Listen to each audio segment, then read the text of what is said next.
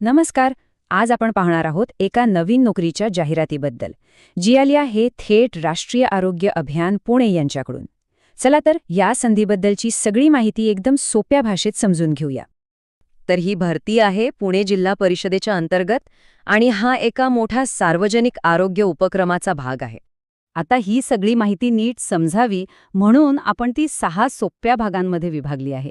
म्हणजे संधी काय आहे, कोणती पदं आहेत आणि पगार किती, मग पात्रता काय लागेल, अर्ज कसा करायचा, निवड कशी होणार आणि शेवटी काही सगळ्यात महत्त्वाच्या अटी.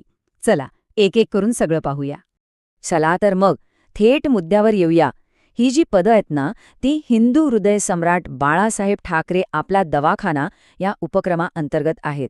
हा एक महत्त्वाचा सरकारी कार्यक्रम आहे, ज्याचा उद्देश पुण्यातील स्थानिक आरोग्य सेवा आणखी मजबूत करणं हा आहे.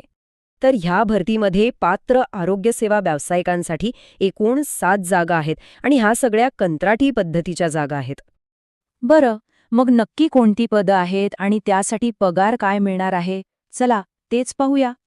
इथे बघा, स्टाफ नर्ससाठी 3 जागा आहेत आणि पगार आहे मासिक 20,000 रुपये.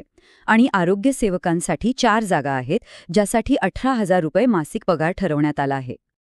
आता येतो सगळ्यात महत्त्वाचा भाग, तो म्हणजे पात्रता. अर्ज करण्याआधी हे तपासणं खूप गरजेचं आहे की आपण पात्र आहोत की नाही. प्रत्येक पदासाठी शैक्षणिक पात्रता वेगळी आहे, हे लक्षात घ्या. स्टाफ नर्स पदासाठी GNM किंवा BSc नर्सिंग झालेलं पाहिजे आणि आरोग्यसेवक पदासाठी 12वी सायन्समध्ये झालेली असावी आणि त्यासोबतच एक विशिष्ट पॅरामेडिकल किंवा सॅनिटरी इन्स्पेक्टरचा कोर्स पूर्ण केलेला असणं आवश्यक आहे. आता वयोमर्यादेबद्दल बोलूया. खुल्या प्रवर्गासाठी कमाल मर्यादा आहे 38 वर्ष आणि राखीव प्रवर्गासाठी 43 वर्ष. पण इथे एक महत्त्वाची गोष्ट आहे. जे उमेदवार आधीपासून NHM मध्ये काम करत आहेत त्यांना वयामध्ये तब्बल 5 वर्षांची सूट मिळणार आहे. ही खूप मोठी गोष्ट आहे. बरं, समजा पात्रता जुळतीये. मग अर्ज कसा करायचा? चला आता अर्ज करण्याची सगळी प्रक्रिया टप्प्याटप्प्याने समजून घेऊया, म्हणजे काहीच चूक होणार नाही. अर्ज करण्याची प्रक्रिया अगदी सोपी 4 टप्प्यांमध्ये आहे. सगळ्यात आधी अर्ज शुल्कासाठी एक डिमांड ड्राफ्ट म्हणजे DD काढावा लागेल. मग अधिकृत अर्ज व्यवस्थित भरायचा, त्याला सर्व आवश्यक कागदपत्रांच्या कॉपी जोडायच्या आणि शेवटचा आणि सगळ्यात महत्त्वाचा हा पूर्ण अर्ज स्वतः जाऊन जमा करायचा आहे.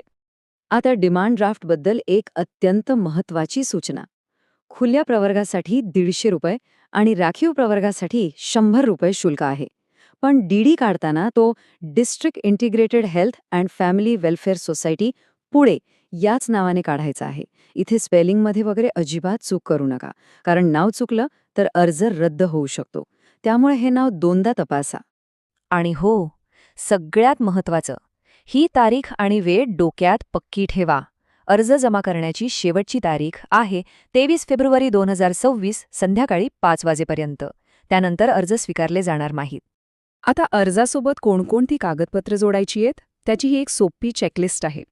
यात तुमची सगळी शैक्षणिक प्रमाणपत्र, गुणपत्रिका, जातीचा दाखला, जन्मतारखेसाठी शाळा सोडल्याचा दाखला, अनुभवाचे दाखले, फोटो आणि हो, लहान कुटुंबाचं प्रतिज्ञापत्र हे सगळं पाहिजे. लहान कुटुंबाचं प्रतिज्ञापत्र हे एक स्टँडर्ड सरकारी फॉर्मॅट असतं. ही सगळी कागदपत्र व्यवस्थित जोडूनच अर्ज सादर करायचा आहे. ठीक आहे, अर्ज तर केला, पण मग निवड कशी होणार? इथे एक इंटरेस्टिंग गोष्ट आहे. निवड कोणत्याही मुलाखतीवर नाही, तर पूर्णपणे 100 गुणांच्या एका मेरिट सिस्टीमवर अवलंबून आहे. आणि हे 100 गुण कसे विभागले आहेत ते बघा.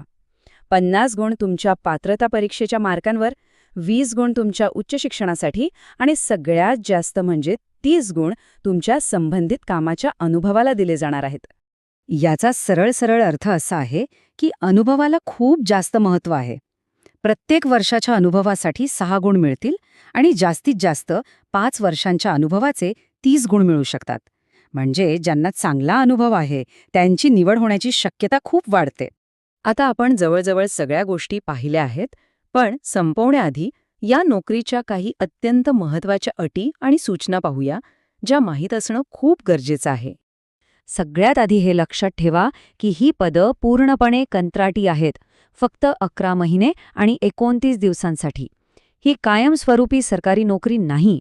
आणि दुसरी महत्त्वाची गोष्ट म्हणजे भरतीबद्दलची कोणतीही माहिती म्हणजे पात्र उमेदवारांची यादी वगैरे फक्त आणि फक्त पुणे जिल्हा परिषदेच्या www.puneazp.gov.in या वेबसाईटवरच मिळेल.